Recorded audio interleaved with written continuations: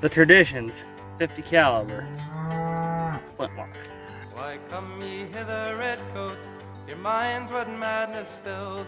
In our valleys there is danger, and there's danger in our hills. Ah, hear ye not the ringing of the bugle wild and free? Full soon you'll know the ringing of the rifle from the tree. For the rifle in our hands will prove no trifle. For the rifle in our hands will prove no trifle. You ride a goodly steed, you may know another master. Be forward, come with speed, but you'll learn to back much faster when you meet our mountain boys and their leader Johnny Stark. Lads who make but little noise, lads who always hit the mark. For the rifle in our hands will prove no trifle. For the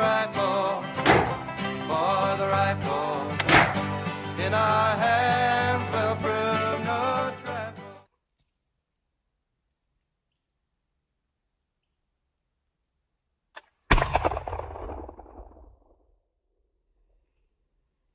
So today, before the sunlight runs out, we're gonna do a little shooting with this here Traditions black powder. This is my little brother Noah's. Kind of a cool little gun. It's 50 caliber. This is kind of like what guys in the Revolutionary War might have carried. Not 100%, but you know, it's pretty close. Now while I'm yakking here, I got another shot loaded up. Let's go ahead and give it another try. See if I can hit something this time. Alrighty, I'm gonna aim for that bottle sitting right in that tree right there.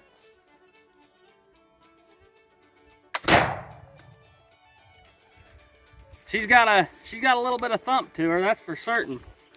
Now, these rifles like this, let me go ahead and clear my flash hole. Some still don't work too good. Now these rifles like this, these would have been used during the Revolutionary War, and I don't think they would have been as common. Hold on.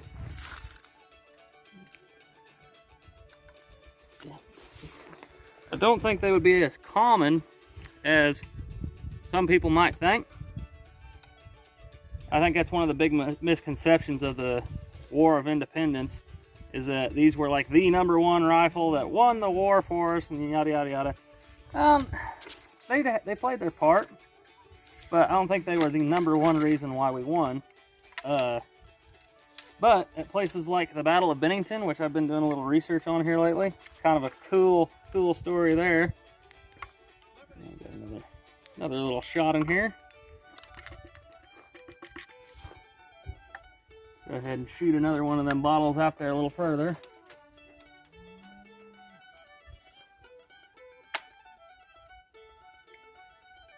Yeah, maybe we can get her to go.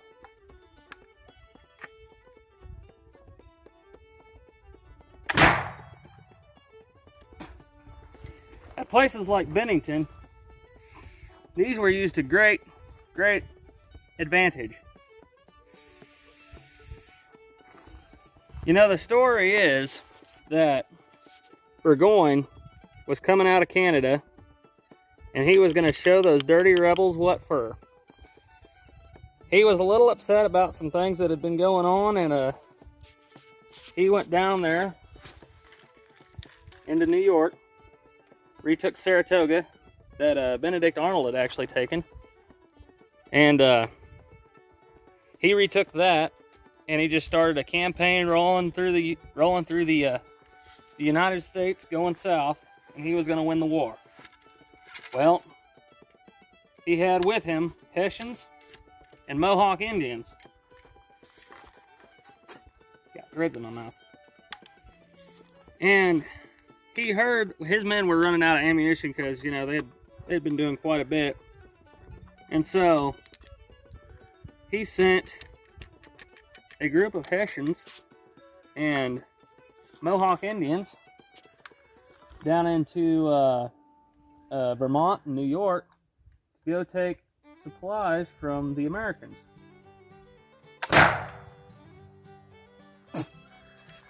And so he sent them down there to Bennington, and that was where all this ammo and everything was supposed to be. He sent them down there to there, and he sent a man named Friedrich Baum. He was a Hessian, and he was in charge. And everything was going smooth. They were going down the river, and all of a sudden, Burgoyne starts hearing guns going off, and lots of them. Oh, where's my patches at? Oh, they're there. Burning through them. But anyways, he hears guns going off, and he gets a message floating down the river on a barrel. Written on the lid of a barrel. It was from General Friedrich Baum, and it had one word on it: help. That was because he had come under serious fire of Mr. John Stark's riflemen and the Green Mountain Boys, and they were letting them have it.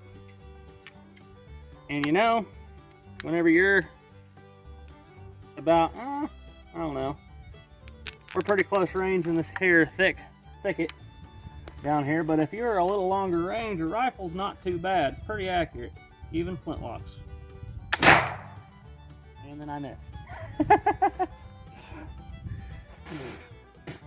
But anyhow, so yeah, these were used in the War of Independence. They were used quite a bit. Not as much as some people might think, and I'll tell you why. Because your average rifle cost a whole lot more than a smoothbore musket. Cost a couple of months' wages for your average working man.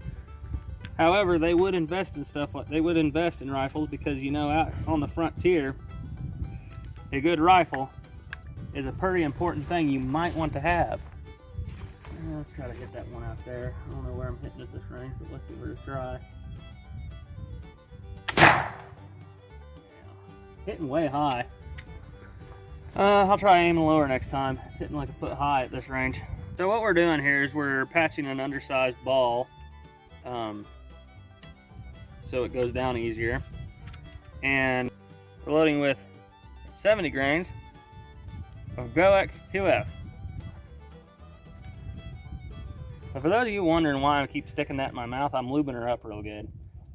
You want to have lube no matter what kind of bullet you're shooting, whether it's a 44 Magnum or as long as you're shooting lead, you want to have some form of lube. And that's why you'll notice it's still been loading pretty smoothly, is because that my spit on that little piece of pillow ticking in there is keeping that powder broken loose.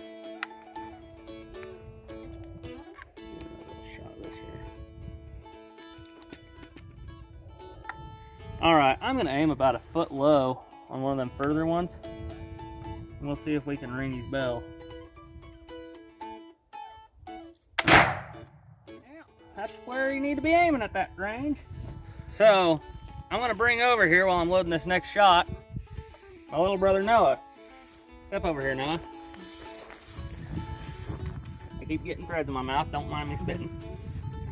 This is Noah's rifle. He worked all summer long to save up for this thing. What kind of work did you do, Noah? I roofed a house. Oh, it took him all summer to roof a house. Mm-hmm. It was a big roof. Mm-hmm. Think you can hit something with this thing? About how much does one of these cost? Oh, it costs about, I think it was $700, I think. That's pretty good ballpark right there. Yep. Not bad for a flintlock rifle. Nope.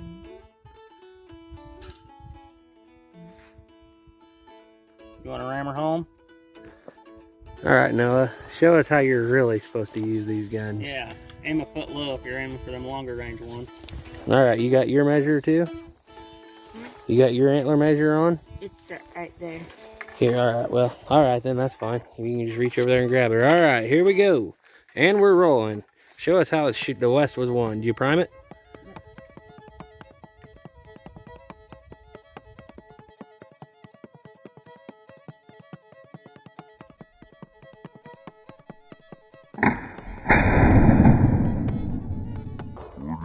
in a tree and firing on them.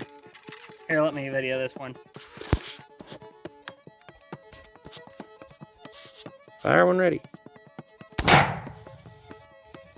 Well, guys, that's about it for today. The light's getting a little low, so thank you for watching. Bye.